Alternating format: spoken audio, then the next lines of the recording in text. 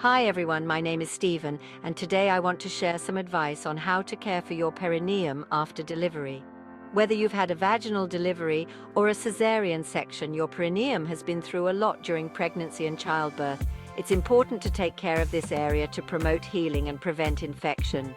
In this video, I'll be sharing 7 evidence-based tips that you can start implementing today. These tips are general recommendations, and it's always best to consult with your healthcare provider for personalized advice. But first, if you're new to my channel, be sure to subscribe and hit the notification bell so you don't miss any of my future videos. The first tip is to keep your perineum clean. After you use the bathroom, use a peri bottle filled with warm water to gently cleanse the area. You can also use a mild, unscented soap if you prefer. When you're showering, avoid spraying water directly on your perineum as the force of the water can be irritating. Instead, let the water run down your back and over the area. When you're done, gently pat the area dry with a clean towel. Avoid rubbing or scrubbing, as this can irritate the sensitive skin. Remember, the key is to be gentle with yourself and allow your body to heal at its own pace. The second tip is to apply soothing creams or oils to the area.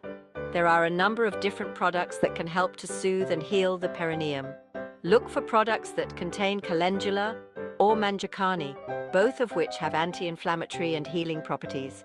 You can apply these creams or oils to the area several times a day, especially after cleansing. I'd also recommend using a natural, unscented oil like coconut oil or almond oil. These oils can help to keep the area moisturized and prevent dryness and itching.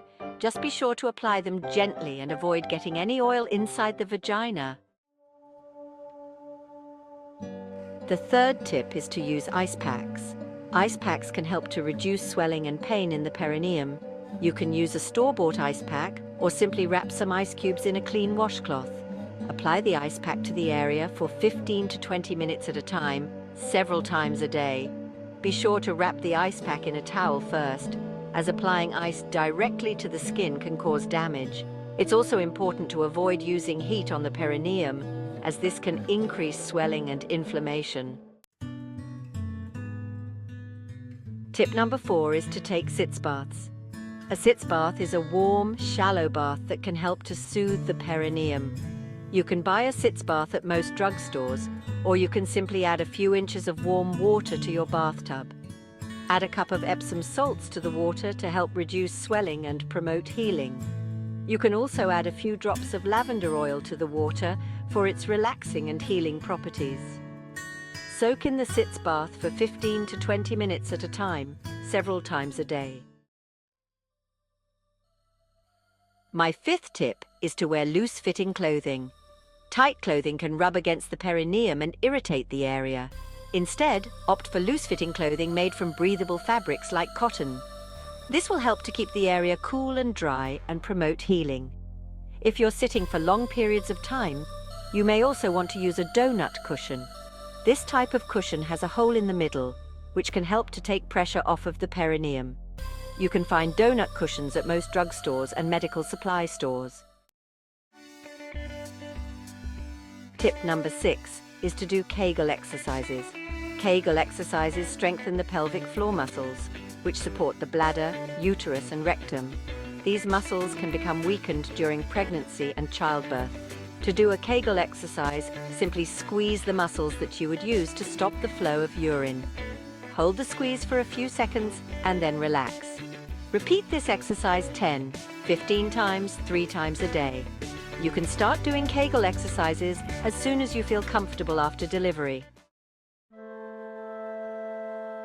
And finally, my 7th tip is to seek medical advice if you experience any problems. While most women heal from childbirth without any complications, it's important to be aware of the signs and symptoms of infection.